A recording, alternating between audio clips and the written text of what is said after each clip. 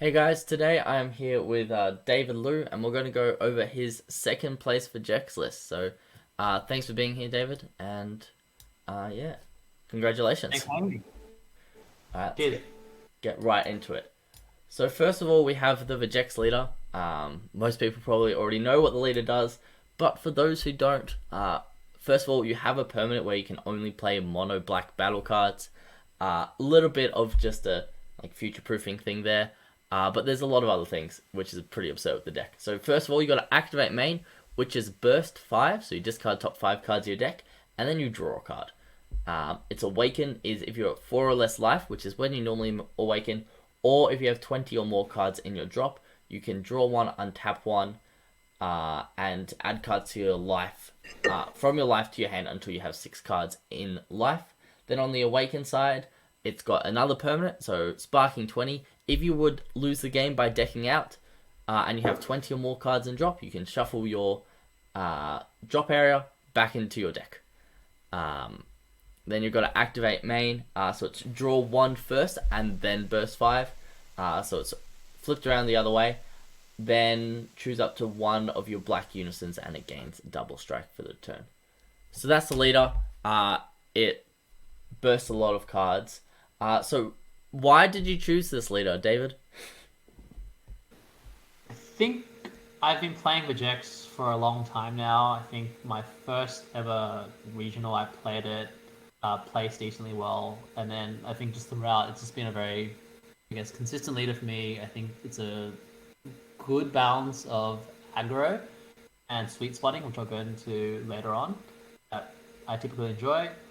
So it's just stood the test of time, I suppose. Initially with the Elite Descendant package, which just bursted you up to 10 in the first turn, which has been insane. Yep. And even till today, it's survived 2 ban lists. And for me, it's just a matter of just tweaking the deck for what makes sense for the meta. So I think it was probably the deck I was most comfortable with, and the one that I personally have shown most results to. So it was an easy pick for me. Yeah, fair enough. We've done quite well with Vegeks in the past, so don't blame me there. Alright, now we're on to the Time Agent package, and this is where the deck becomes a little bit dumb. So, we've got David ran 4 of each of these cards, and they all share the same auto. So, if your leader is a black Saiyan card, when this card is placed from your deck into your drop area, you can play this card from your drop area. So this is where a lot of the presence comes in. With the unison, there's also an added thing where if you don't already have a unison in play, so you can't just get like a unison in play, burst another one so you get a second unison swing in, that's not allowed. The Vegeta and the Trunks do have unique though, so you can't spam these two too much, but you still get a lot of advantage. We'll go over what the rest of the cards do as well. So the Kai, if you have 5 or less cards in hand when you use this card in a combo, it gains an additional 5k combo power. So Vegeks gets a surprisingly high amount of combo power because of this Kai. Then you got Time Agent Vegeta, where it's just a 19k swinger, but it does have a permanent. If this card will be removed from the battle area, it's sent to its owner's warp instead, which means you can't combo with it from the battle area.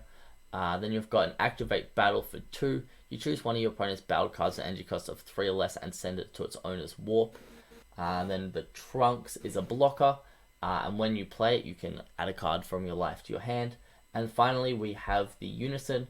It's got a +2, so you choose one card in your hand, discard it. This card gets 10k power for the turn. However, if you don't want to attack with your Unison for the turn, you don't need to discard a card. You can just +2 and leave it at 5k. You don't need to discard a card to get the +2.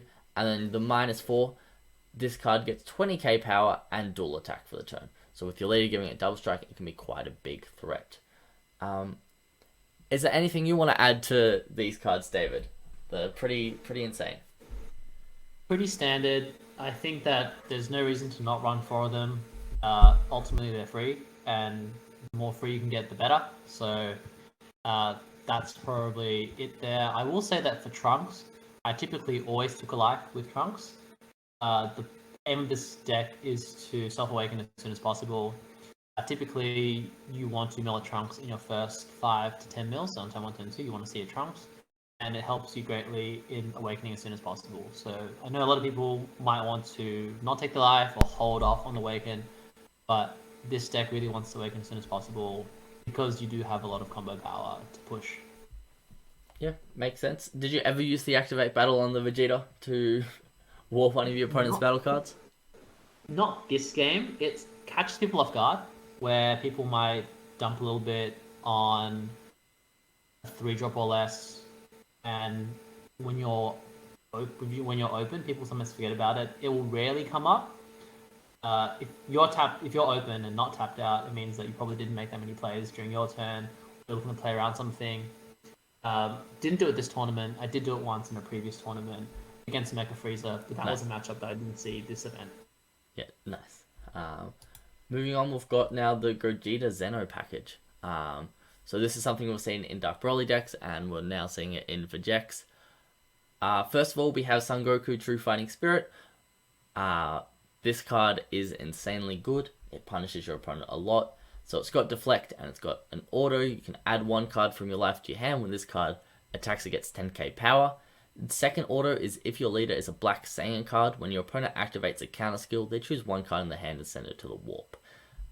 So very punishing when someone tries to negate against Vegeks. Then you've got the super combo, SS Vegeta, the Prince Strikes Back. It's a bottom deck 1, draw 2 super combo. So probably the best black super combo. It also just happens to be a target for Gogeta Zeno, which is, so it's even better in this deck. And then next we have Vegeta True Fighting Spirit, which you, similar to the Goku, you can add 1 card from your life to your hand. When this attacks, it gets 10k. And then its auto, similar to the Goku's, is if your leader is a Black Saiyan card, when your opponent switches their energy to active mode with a non-awakened skill, they choose 1 card in the hand of the warp. So not as relevant as the Goku's, but still decent in its fair share of matchups. And then we have the man himself, the SS3 Gogeta, thwarting the Dark Empire. I think we can all agree this card wasn't needed. This card didn't need to be a card, but that's okay. So it's got a permanent when you can choose battle cards in your warp when choosing cards for this Union Fusion skill, which just makes it so much easier for Vegeks to get it out because it can just put them in the drop, overwhelm, and then we're ready for this. So it's a Union Fusion for 1, so 25k double strike. When it attacks, it warps one of your opponent's battle cards. So yeah, why did you decide to play the Gogeta engine? I don't think it was really up for debate, but was there anything you noticed about it, or was it just too good? There's no reason not play this. For 1 energy, 25k double strike on attack warp 1 is just disgusting, and it's just incredibly free. So the Goku Vegeta package I would have played normally without it, because the Goku True Fighting Spirit is just so strong. Previously, Vegeks had a bad matchup against Baby, because you would just get countered and stopped out, and they wouldn't pay any taxes on it. With Goku True Fighting Spirit, it just makes that matchup a lot more favorable. I wouldn't say it's an auto win, because they can answer you with things like Kami. So overall, it's just a very strong card, because every time anyone activates a counter, it will hurt them quite a bit. So there's no reason for run 4. Super combo, self-explanatory. The Vegeta True Fighting Spirit was largely against Baby, against the odd Soul Striker, sometimes even Invoker if they want to untap with your super combo. I think for me mainly, you're looking to use this against things like Mecha Frieza when they play Aegis engine. So when you Bojack untap with Aegis, they have to lose 1. In a best of 1, obviously I only played 1 because I didn't want to overload on this card. You want to see it sometimes, but it's not critical. But mainly it's an additional target for your SS3 Gogeta holding Dark Empire. I would find that typically when I would mull, I would always try and find a Self-Awakener, so Son Goku, and or Vegeta, so it's just another target for me there. Sometimes you don't want to super combo super early, or you don't necessarily want to willingly have a super combo in the drop area, so having extra Vegeta targets is always welcome. Yeah. Very, very good choice running that True Fighting Spirit. Next we have probably my least favorite part about Vegeks is the rest of the cards that can punish you for trying to play defensively. So first of all, we've got two Koitsukai, Mechanical Courage. So you pay one, you move this card from the drop area. No, move this card in your drop area from the game. Then choose up to two cards in your hand, place them at the bottom of your deck, and then you draw equal to the number of cards that you place at the bottom of your deck. Then, if your opponent would play a battle card with 20k power or less for the turn, they choose two cards in the hand and send it to the warp. This stops Topo, it stops Vegeta Ready to Rumble, it stops Heroic Prospect, Robotic Riposte. It just, anytime they want to play one of those big floodgates, they gotta lose two extra cards in hand. It's really, really good. And then next we have Dark Power Black Marseille. When this card attacks, it's another Self-Awakener, so you can add a card from your life to your hand and it gets 10k power. Then when your opponent plays a battle card with 15k power or less using a non-keyword skill, they choose two cards from the hand and place it in their drop area. I'm pretty sure the only non-keyword skills in the game are either they played Offer Order or Activate Main. I think everything else is a keyword skill. And then finally we have Demon God Demigra, which is a Dark Overwhelm for 2. When this card is played using Overwhelm or Dark Overwhelm, draw 1, then choose up to one of your opponent's battle cards and warp it.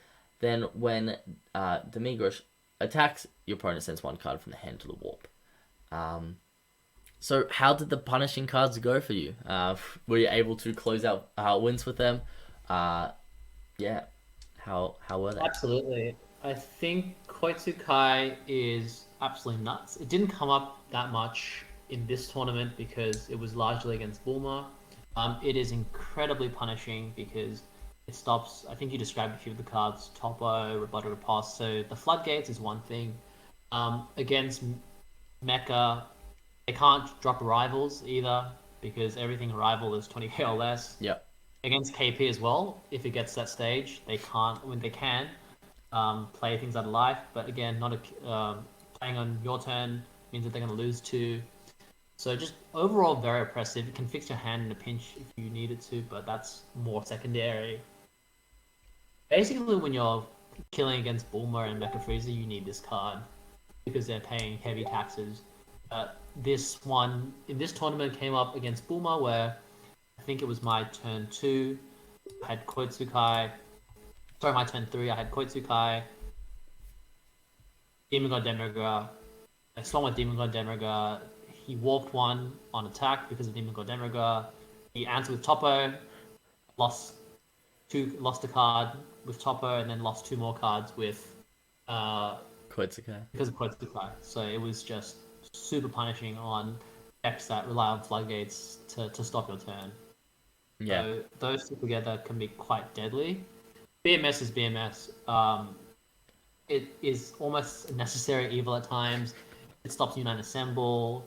It forces King Vegeta to answer it by paying 1 to remove it. So yes, they can remove it, but it means that they make no plays for that turn. So they're little Saiyans. They can't play switching gears. They can't drop things without paying taxes on it. So it's very handy in that matchup. Sometimes people might want to just hold off on it and not have the BMS get negged, but for me, it's a fine trade-off because if you're going first, especially if you're going first, you drop it, you mill, you get some freebies on the board. They pay the 1 energy to get rid of it, and their turn's over. So at that point, you have a lot of momentum, and they have to answer that. If they don't answer it, then they're not gonna. Every time they play one of their mini-me's, your side of the board, or even their side of the board with the Young Invaders Activate Main, it's going to hurt them a lot. So overall, it's just a card that needs to be respected, unfortunately. Yeah. And the secondary thing is that it's still a Self-Awakener, which is very important for this deck. Demon God Demigra is it's a mixed one for me. It's important for the slow matchups like Baby, Bulma, Mecha Frieza. They can't answer that card. But typically, you don't want to be tapping to Dark Overwhelm for it because as soon as you do that, you can't really make other plays for the turn and you're tapped out as well. So depending on the matchup, you'd have to be very careful with when you play that. Obviously, it's very exciting to want to play this card. You're warping one of the battle cards, you're drawing one, on tap warp one. But more often than not, typically I will avoid playing this because as soon as you tap 2, you can't Self-Awaken on turn 2, you can't do a lot of things. And you're just out of energy. So it's a card that needs to be very carefully played. Otherwise, you might find yourself losing momentum Yeah. very quickly. Very good insight on that there. Moving on, we've got your main defensive cards. So we have one Supreme Kai of Time Labyrinth Unleashed, 4 Power Burst, and 3 Majin Buu Human Extinction Attack. However, Power Burst and Human Extinction Attack, I suppose, can both be used aggressively. But Supreme Kai of Time is a negate that if you or your opponent have 3 or more cards in Warp, you reduce the energy cost of it by 2, so it becomes a 1 cost negate. Then when you negate the attack, it plays the card. If your leader is black, when this card is played using its counterattack skill, you can choose one of your opponent's battle cards and send it to its owner's Warp.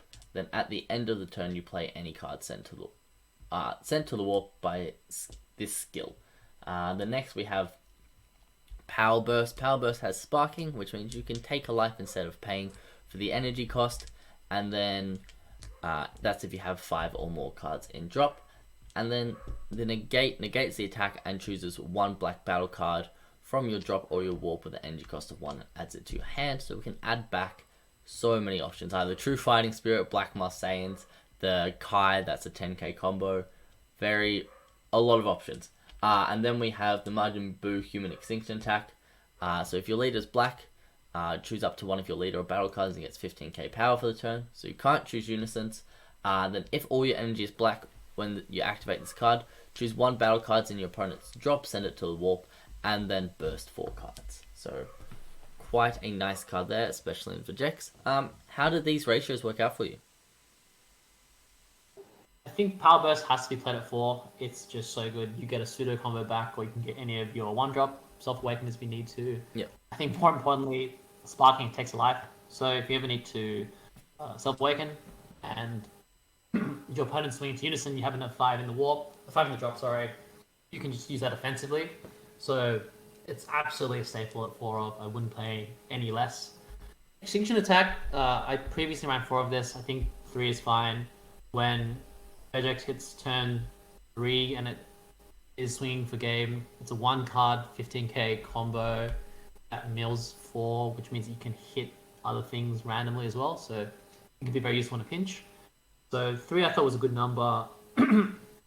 As for the Kai negate, I think this card overperformed, and I would probably up this to 2. It's essentially a 1 energy negate that stops 2 cards, assuming your opponent has a board already. It's just very, very nifty.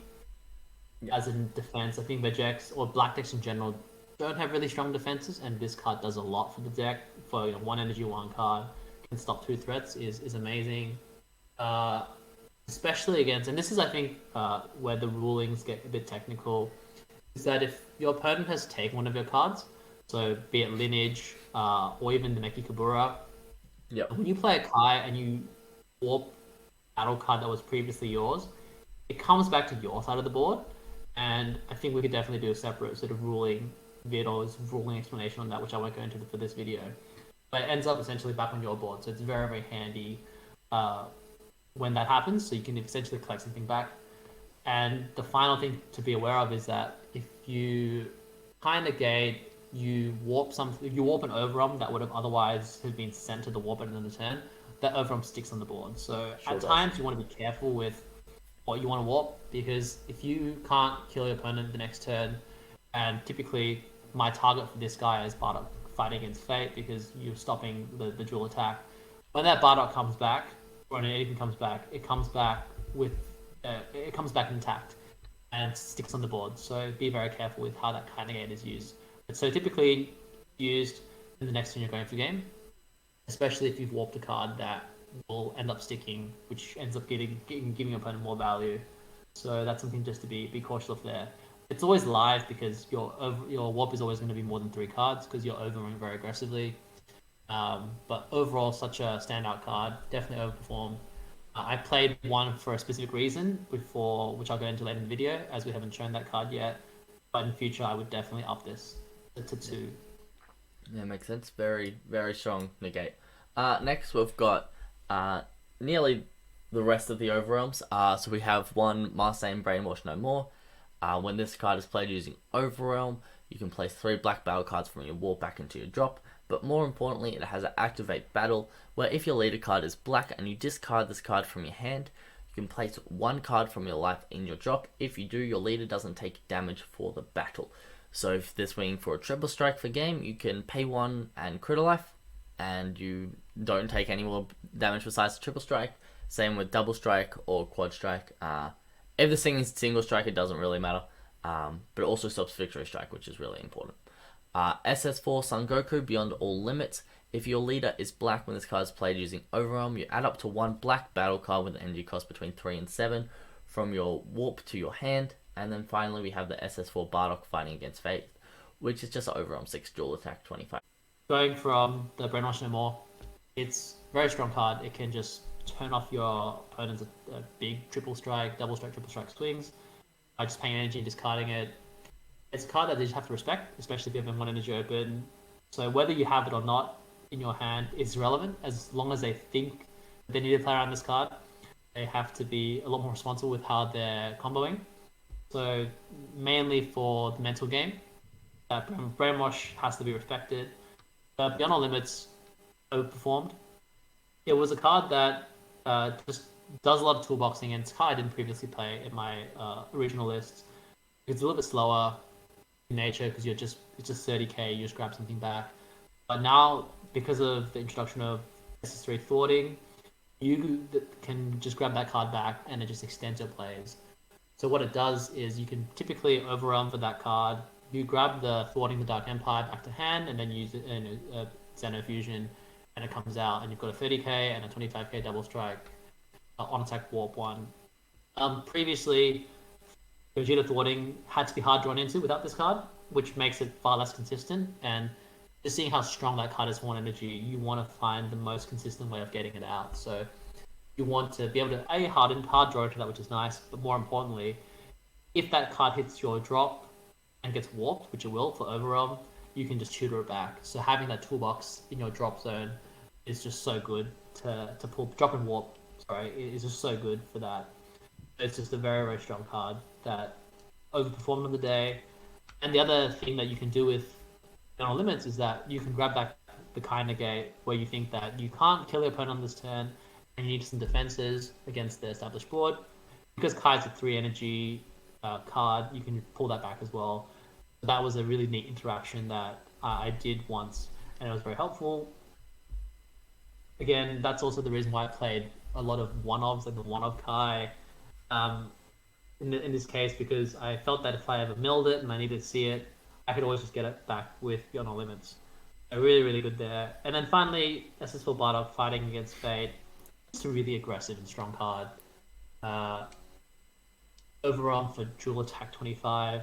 Very good for closing out games, especially King Piccolo, where they might be on 3 life, tapped out. You can just push, and assuming they've already awoken, you can just swing once, and then you can swing again, and you can combo on it. So it really just forces a lot of cards out of people's hands when you're going for game. It's a very aggressive card where you can easily slap a Shampoo behind it. So very powerful. Only ran it at 2. I felt like the meta had slowed down a little bit, and going for the super aggressive build wasn't as necessary because of thwarting, so you could play a slightly more control type build, so it went down from 32 from a previous list. Overall, still a really strong card, and definitely needs to be played. 100%. Both the SS4s are just insanely good cards. I think against me, you got both of them out. Turn 2 and turn 3, I was just can't do much about it. Really, really good. And then finally, we have the other cards we had in the deck. There wasn't enough room on the last slide, so we've got the Secret Identity Marseille is the other Overwhelm that David ran.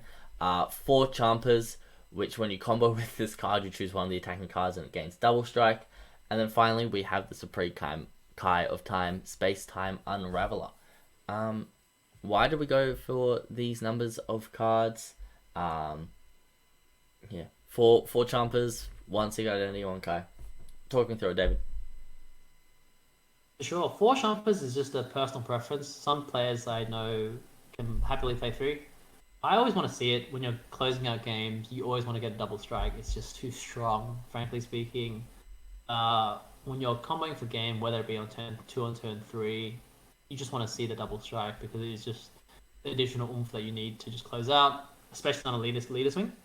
Yep. So one thing that you'll notice is when I do, for me, I always try and close out games in leader swings because you can't interact with it, and Jumper is just great for that.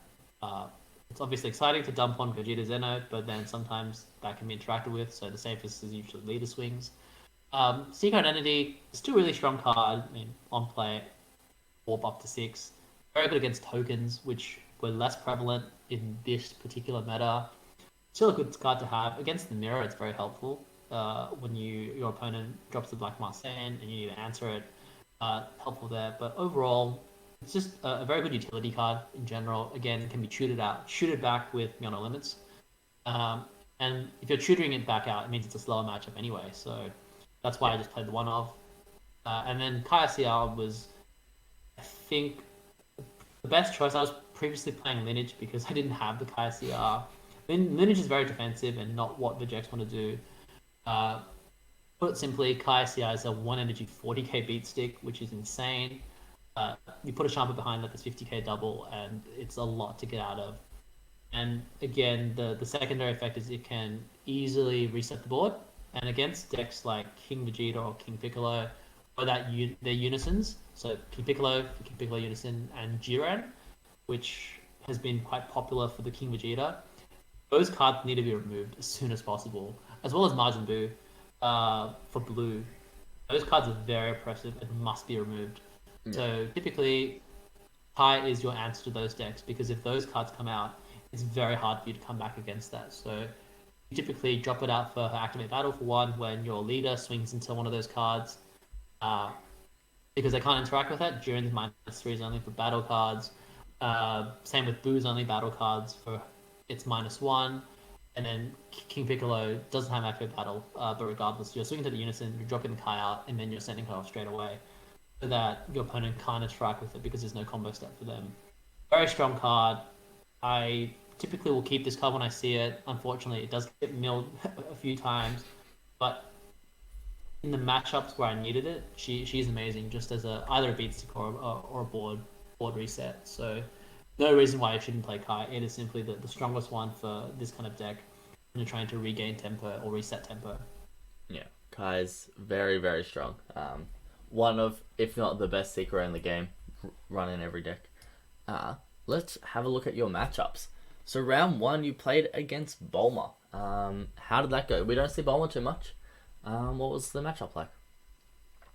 Bulma was very one-sided, unfortunately, for my opponent. I went first, which was always nice. What happened there is, against Bulma, Bulma's a 5k leader. For those who are listening and not familiar with the leader, its active main is just to draw 1, and its awaken is untap 2.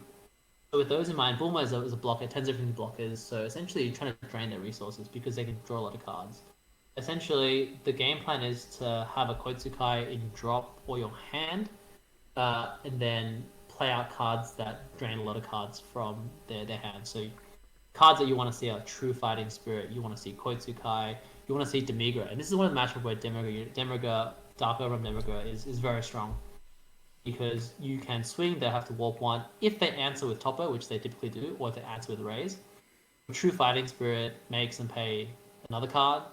And if they're Toppoing, they obviously pay a card for the discard. But when you have the Koitsukai as well, it is just very, very oppressive. I think in this game, by turn 3, I had the Koitsukai in my hand. I had the Unison out. I discarded +2 Unison, discarded the Koitsukai, activate Koitsukai. And at that point, he just scooped because my Demigra swung. He dropped Toppo, lost 6 cards. I had to go for True Fighting Spirit on board. And at that point, it's not possible for Bulma to come back. The trick with Bulma, and as I've mentioned earlier, sweet spotting.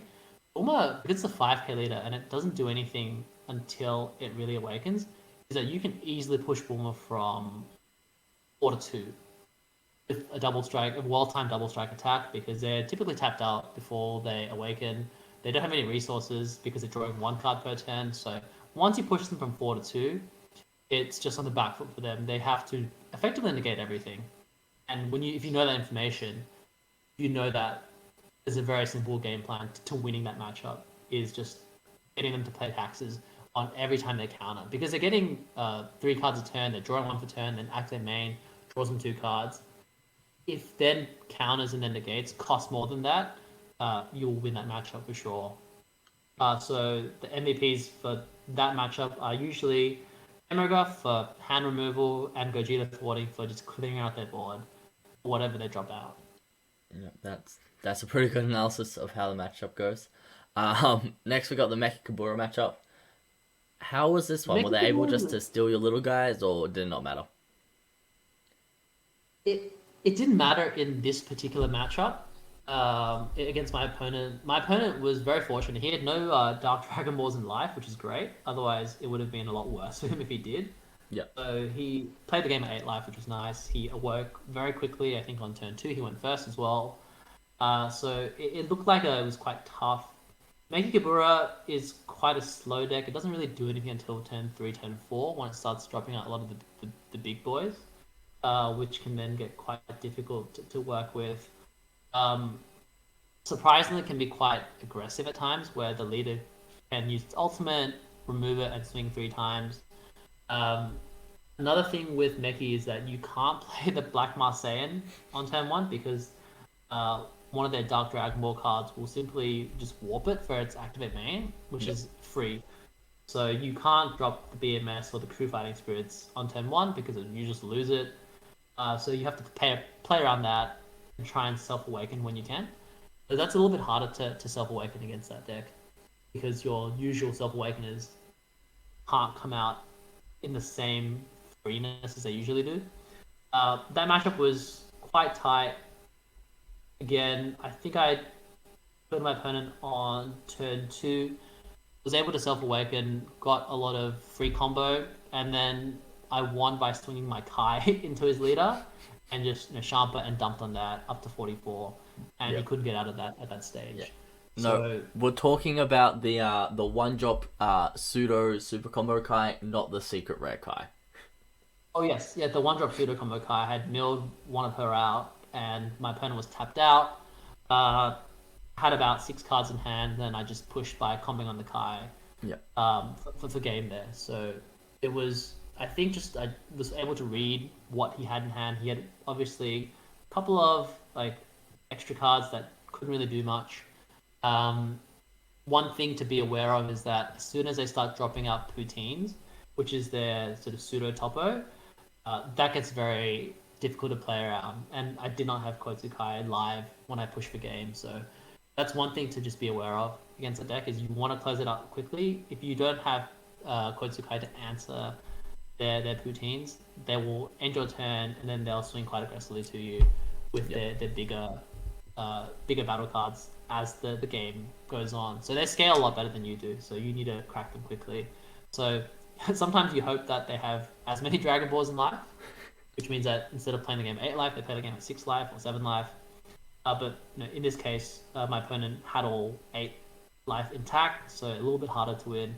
But I think Vegeks had too much free in terms of just playing the Kais out. The Trunks helped me take life, and eventually I was able to self-awaken quite quickly in an otherwise difficult matchup. So that was that. King Piccolo was against you, Max, yours truly.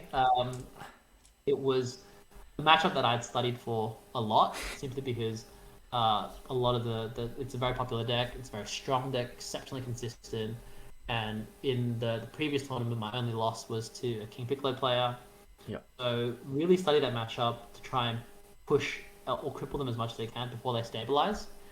Against King Piccolo, as soon as they had the Unison out and had the energy to stabilize, then it's a downhill battle for Vegeks. Vegeks' gas comes from turn 1, turn 2, being able to self-awaken and just getting a lot of value off that. Yeah. So this is where the sweet spotting becomes really important for Vegeks, is that King Piccolo is typically most vulnerable at 3 life and they haven't awoken yet, and they're typically tapped out. Is that if you have the Unison on board, you swing the Unison into the leader, they can't do anything, you combo up to 25, sometimes 30, and it's very hard for the King Piccolo player to combo out of that without losing a lot of cards. So that's something that you try and aim for if you can, because as soon as they awaken, they got a lot of value on board. And then it becomes a very different game of you trying to play Dark Power Black Saiyans, playing Koitsukais to stop their plays. Yeah. Overall, very strong deck, very hard to play against. You're on a timer. If your timer runs out, then you're in trouble. Against King Piccolo, you don't play the Unison out because you want their leader to swing into your leader, ideally. As soon as the Unison comes out, it's just another bash target, and it means that you don't get to awaken as quickly. I think against you, Max, you knew that, so Yeah. because you knew that, and you just swung into Unison, which is correct.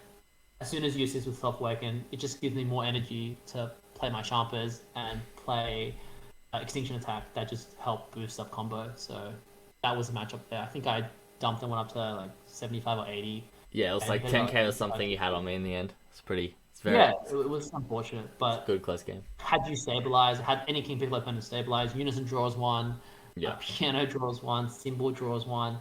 Vegeks can't win unless you might have a chance if you reset the board with Kai, but also bearing in mind that Drum isn't got barrier and Kai cannot remove the drum, so it's still a tough matchup from there because you can also still has Raise available to it, so a lot of your big overarms can't swing through, so that does hurt you a lot more than it used to. It definitely is a close matchup. Alright, against the Robocore, you don't see it that often. It's a little bit bricky, I think, because of the way evolution chains typically work. It was against Pete, who I had a great game against. Unfortunately, I went first, and he wasn't able to go off. Playing the policeman chain, for those who don't know, the first one is... Oh, sorry, I think I went second in this matchup. The first one is he checks top 7 for a U3, so usually you just find other police, and then you evolve into the 4 for 1, the 4 evolves into 5 for 2, and then you evolve to the 6, which is pretty scary. Yeah, and then the 5 and the 6 both have double strike and critical, and then the 6 also has dual attack. Very scary. Yes, very, very scary. The 4 drop has barrier, so you can't remove it with thwarting. This one I was just able to self-awaken and I had a lot of combo in hand, and I just pushed very aggressively. My self-awakeners swung at him. So each self-awakener is 15k, and on unawakened leader, it takes 2 cards to combo out, and I typically take that. Again, another point about sweet spotting is 5 to 3ing someone. 5 to 3 is so important against a lot of decks because their super combos aren't live, and if you combo the Unison or the thwarting up to 25, that's 4 cards out of their hand, and no one usually wants to pay 4 cards of their hand because more often not they're combo pieces, and for Catapesla, they're definitely combo pieces, usually other parts of the chain that they need. He ended up tapping out for another 1-drop to find his 4 to then evolve, which was unfortunate, which meant that he was tapped out, and then I ended up just pushing on turn 2. This is a matchup, for example, where Vegeta True Fighting Spirit is helpful because the leader on the awakened side, or even just on unawakened side, can untap energy, and if they choose to untap energy with non-awakened, then they'll lose a card. So you can't speed up the evolution if that card is out. So that was one thing that worked in my favor. Other than that, I think that if the game had gone on, Soul Striker just gets a lot of value, and the police, because they're double strike, crit dual attack, it's very hard to dislodge. There is one weakness with the policeman on the 5. The 5 doesn't have barrier, so you can interact with the 5. Yep. Potentially, with kind of game, you could send it away. But that's the only time where that chain has a bit of vulnerability. Overall, Black has no barrier removal for the most part, except for Fearless Fusion. But Fearless Fusion can't be played in Vegeks because it requires a Saiyan-only leader. Yep. Yes, indeed. Alright, then round 5, you played it against Dark Broly with Benny Zhang on it. How'd that one go? It wasn't a Dark Broly Gogeta, so... Wasn't Dark Broly Gogeta, still nonetheless really tough. Benny, great player, consistently places his top 8, so again, tough matchup. We both started off very slow. My first 10 nils got me nothing. Benny's first 2 checks for his Dark Broly got him 3 cards, 3 30ks. So overall, just a slow start for everyone. was just able to grind out. Um, in that matchup, I went first, and I think it was just a very strange kind of tempo that both of us didn't really see our pieces. And I remember, I think I closed up the game with Battle Fighting against Fate on turn 3 or turn 4, I believe. So quite late, not as quickly as I usually like to play against Dark Broly. So just a tight game. I think both of us were never tapped out because Black generally doesn't have good defenses, so it was, I guess, just a wall of attrition. And early on, Vegeks does have the edge when it comes to grinding your opponent, so that definitely worked out well for me there. But Dark Broly is very, very scary, which I'll go into in the next matchup against Dark Broly Gogeta, against my finals opponent, who was incredibly good player, sequenced everything immaculately. Uh, I went first, which was great. I think I went far too aggressively against him. Uh, so for those who watched, I lost on turn 2. I went first. Um, and then on turn 2, I dropped out a full board. I had to hard cast my Unison for 1, which in retrospect was a mistake. Dark Broly is another deck where sweet spotting is very, very important from 5 to 3. Yeah. It's important because on the front side, it's 10k, and the activate battle that you use on the back side to get 5k for each 30k, which are typically 0k combos, is not live. So it's very hard for Dark Broly to combo out of anything that's 20 or even 25. 20 and 25, very hard for them to combo out of um, early game because a lot of their hand is 0k combos, so they can't combo out. And the cards that do have combo are usually good cards, like the Fearless Fusion, Yep. or Gogeta Thwarting, or even the Overwhelm. So I think I was able to push a lot of damage. I think I pushed him down to 2 life at the end of my turn. But unfortunately, I was tapped out at that stage. And he just cracked me back really hard with the Dark World Gogeta. It was so much value. And he just played it so well. On his kill turn, he on no limit straight away. Then played Gogeta Thwarting, warping my Trunks. And then from there, it was just a lot of gas, a lot of free from him in terms of just the battle cards he was playing out. One thing I would have done differently against that matchup would have been to hold up 1 for the Kai negate. That would have forced him to sequence differently. He couldn't. If it had he swung with Gogeta Zeno and had 1 open, the Kai negate would have negated the Gogeta Zeno attack, the SS3, as well as or warping his Beyond the Limits, and that in itself stops 2 attacks. So definitely an error that I ran into. I tapped out. I thought that he didn't have enough combo to kill me. Eventually, I was 5k short, which is a bit unfortunate. But it was incredible to me how much gas that deck has. So against Dark Broly, especially if you're at 4 life, you're always in death zone if you're tapped out. So you've got to be very careful with that matchup there. 100%. But yeah, overall, very, very tight game, very good opponent, and it definitely forced me to reevaluate how I play against Dark Broly Gogeta. It simply does too much. The one other thing to add is just the Zeno fusions when they return to the 1 energy. It's either Sporting Dark Empire, which we've gone over a few times over this video. Yep. You put 2 of the pieces back, so that's 2 more cards that you can use for the Dark Rollies when you warp 6. And Fearless Fusion is just such good spot removal. It's less relevant against Vegeks personally, but against King Piccolo other decks, it's just so handy. For Black, Black does not have barrier removal. I think the SS3 Vegeta evolution, which costs 2 to overwhelm, has some barrier removal, but you would never pay 2 Black for that overwhelm. So Fearless Fusion is just so good. 1 energy, Demogorgon Gravy's Thrall, Gravy and Demogorgon's Thrall, it sort of put into 1 plus spot removal and blocker as well. So it's just crazy. Yeah, I think that deck is definitely one of the strongest decks. Dark right Broly now. Gogeta for sure is insane at the moment. But yeah, thanks a lot for talking us through your matchups and your list, David. Congratulations on coming second. It was a very close one. You only lost by 5k, I think it was, in that final game, which is very, very close. Would you like to give any shout outs or anything like that before we wrap everything up? Yeah, absolutely. Probably first shout out to my younger bro, the previous regional champion. He is an absolute beast at this game, and I consistently get destroyed by him at home. So uh, he has been just my testing partner for everything. I think Alan is just very. He's taught me a lot about sequencing, so have a lot of good fun against him. It's always a bit bittersweet when your younger brother's a lot better than you at this game, but I suppose I can live with that. The guys at locals just for always being there to test, helping me out with the pieces I need. Gogeta Zeno was always a bit hard to find, so shout out to Brendan who gave me my third one that I needed to play. Otherwise, I would have seen it far less frequently. And yeah, that's probably the main ones. Overall, just a really fun event.